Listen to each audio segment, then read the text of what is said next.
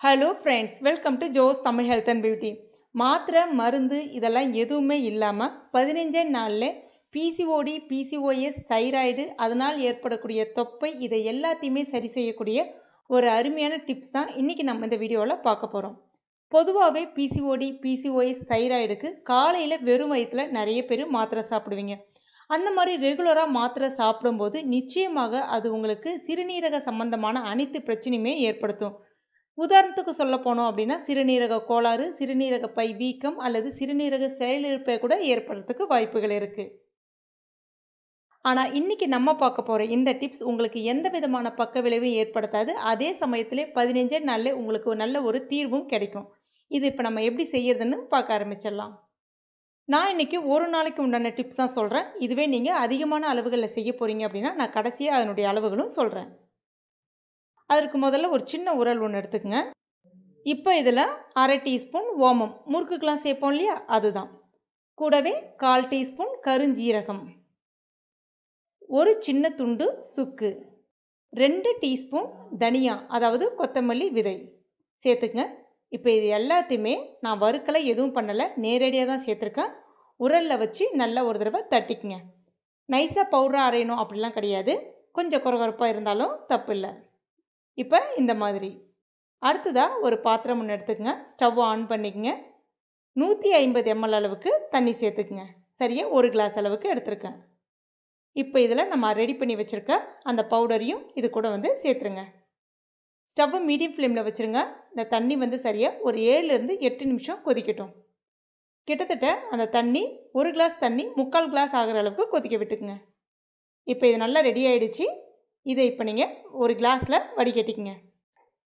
இப்போ இதில் தேவைப்பட்டால் நாட்டு சக்கரை இல்லைனா பனங்கற்கண்டு இல்லைனா கருப்பட்டி, இதில் 3த்தில் ஏதாவது ஒன்று சுவைக்காக நீங்கள் சேர்த்துக்கலாம்.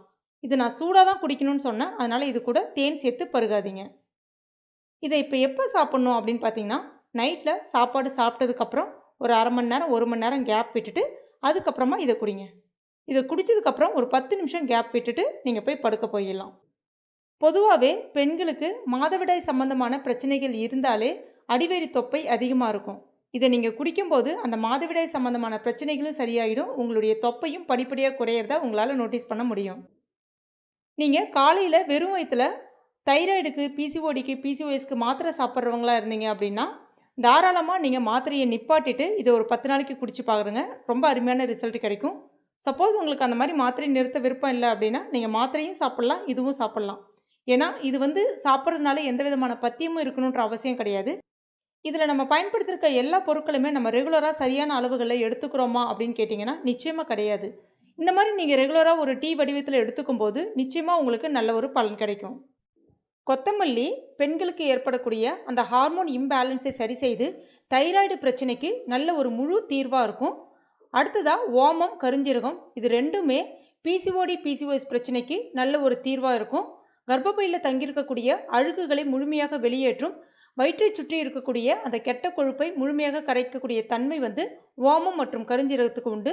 சுக்கு நல்ல ஒரு ஆன்டி இன்ஃப்ளமேட்டரியாக இருந்து உடம்புல தங்கியிருக்கக்கூடிய நச்சுக்கள், கர்ப்பப்பையில் தங்கியிருக்கக்கூடிய நச்சுக்களை முழுமையாக வெளியேற்றத்திற்கு உதவும். ப்ரெக்னன்சிக்கு ட்ரை பண்ணுறவங்க, ப்ரெக்னெண்ட்டாக இருக்கிறவங்க இந்த ட்ரிங்கை குடிக்காதீங்க. சில பேருக்கு 10 நாள்லேயே நல்ல பலன் தெரியும். சில பேருக்கு அவங்களுடைய உடல்வாக பொறுத்து 15 நாள் 20 நாள் அந்த மாதிரி கூட டைம் எடுக்கும். ஆனால் உண்மையாக சொல்கிறேன், நல்ல ஒரு கை கண்ட பலன் கிடைக்கும். கண்டிப்பாக ட்ரை பண்ணுங்கள். ட்ரை பண்ணிவிட்டு மறக்காமல் எனக்கு கமெண்ட் பண்ணுங்கள். இந்த வீடியோ உங்களுக்கு பிடிச்சிருக்கும் நம்புகிறேன். பிடிச்சிருந்தனா லைக் பண்ணுங்கள். உங்கள் நண்பர்கள் மற்றும் ஃபேமிலி மெம்பர்ஸ் கூட மறக்காமல் ஷேர் பண்ணுங்க. மேலும் இது போன்ற பயனுள்ள குறிப்புகளுக்கு நம்ம சேனலை இது வரைக்கும் நீங்கள் சப்ஸ்கிரைப் பண்ணாத நண்பர்களாக இருந்தீங்கன்னா உடனே சப்ஸ்கிரைப் பண்ணிங்க. கூடவே மறக்காமல் அந்த பெல் நோட்டிஃபிகேஷன் சிம்பிளை ப்ரெஸ் பண்ணிங்க. தேங்க்யூ.